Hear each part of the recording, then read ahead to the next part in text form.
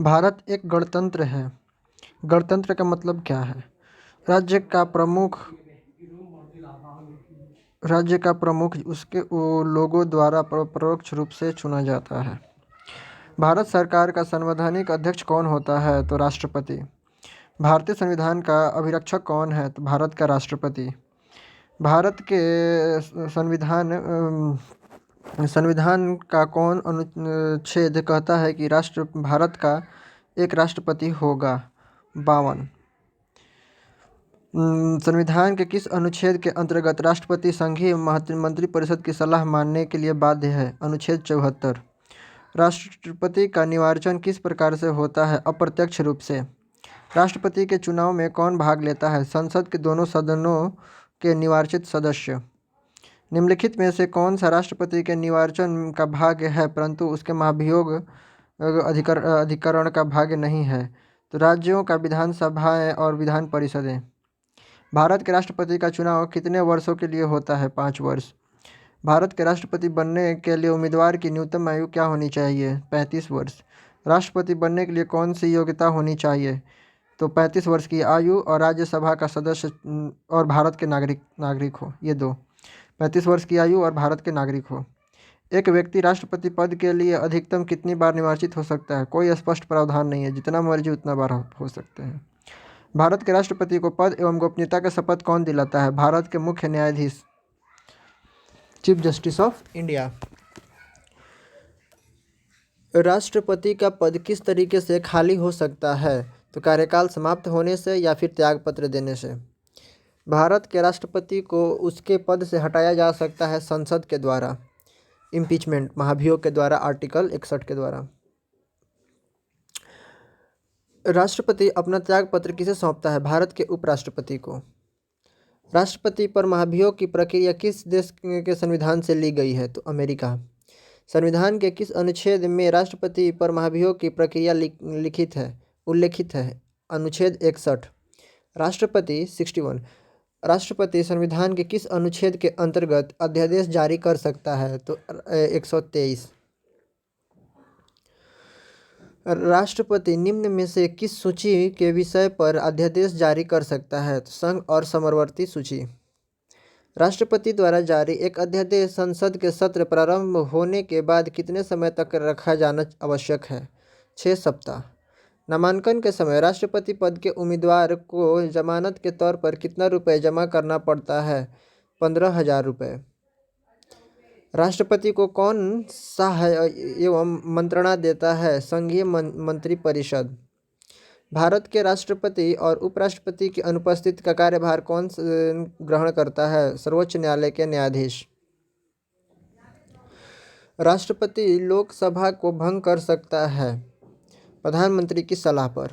यदि भारतीय उपराष्ट्रपति अपना पद त्याग करने का निर्णय लेते हैं तो वे अपना त्यागपत्र किसे संबोधित करके लिखेंगे? राष्ट्रपति को। राष्ट्रपति राज्यपाल की नियुक्ति में किसकी सलाह लेता है? प्रधानमंत्री। भारत के राष्ट्रपति की मर्जी तक निम्नलिखित में से कौन अपने पद पर रह सकता है? राज्यपाल। राष्ट्रपति को लोकसभा के किन 2 सदस्यों को मनोनीत करने का अधिकार है? Anglo Indian. राष्ट्रपति राज्यसभा के लिए कितने सदस्यों को मनोनीत कर सकता है? 12। भारत के संघ राज्य क्षेत्रों का प्रशासन किसके द्वारा संचालित किया जाता है? राष्ट्रपति के द्वारा। अप्रत्याशित व्ययों की पूर्ति के लिए निम्नलिखित में से कौन भारत की आकस्मिक निधि के धन निकाल सकता है? राष्ट्रपति। भारतीय सशस्त्र सेनाओं का सर्वोच्च कमांडर कौन होता है? तो राष्ट्रपति। राज्य में राष्ट्रपति शासन की घोषणा कौन करता है? राष्ट्रपति। आर्टिकल 356, 356। किस राज्य में राष्ट्रपति शासन कितने समय के लिए रह सकता है? किसी राज्य में राष्ट्रपति शासन कितने समय के लिए रह सकता है? 3 महीना। किसी विधि के प्रश्न पर सर्वोच्च न्यायालय से परामर्श लेने का अधिकार किसको है? राष्ट्रपति को। राष्ट्रपति शासन 6 महीने के लिए होता है और उसको बढ़ाया जा सकता है। भारतीय संविधान का कौन सा अनुच्छेद राष्ट्रपति को उच्चतम न्यायालय में से परामर्श करने का शक्ति प्रदान करता है? तो भारतीय संविधान का कौन सा अनुच्छेद राष्ट्रपति को उच्चतम न्यायालय से परामर्श कर लेने का शक्ति प्रदान करता है? तो आर्टिकल 143 143। स्वतंत्र भारत के प्रथम राष्ट्रपति कौन थे? डॉक्टर राजेंद्र प्रसाद। सबसे लंबे समय तक भारत के राष्ट्रपति कौन बने रहे? डॉक्टर राजेंद्र प्रसाद। भारत के राष्ट्रपति चुने जाने वाले प्रथम और कांग्रेसी उम्मीदवार कौन थे? बीवी गिरी। भारत की प्रथम महिला राष्ट्रपति कौन थी? प्रतिभा देवी सिंह पाटिल। भारत में निम्नलिखित में से किस मुख्य न्यायाधीश ने कुछ समय तक भारत के राष्ट्रपति के रूप में कार्य किया? न्यायमूर्ति एम हिदायतुल्लाह। भारत के किस राष्ट्रपति की मृत्यु कार्यकाल पूरा करने से पहले ही हो गई थी? डॉक्टर जाकिर हुसैन। निम्नलिखित में से किस राष्ट्रपति ने लगातार 2 बार राष्ट्रपति पद संभाला था? राजेंद्र प्रसाद। भारत के निम्नलिखित राष्ट्रपतियों में से कौन एक कुछ समय के लिए गुटनिरपेक्ष आंदोलन के महासचिव भी थे? ज्ञानी जैल सिंह। धन्यवाद।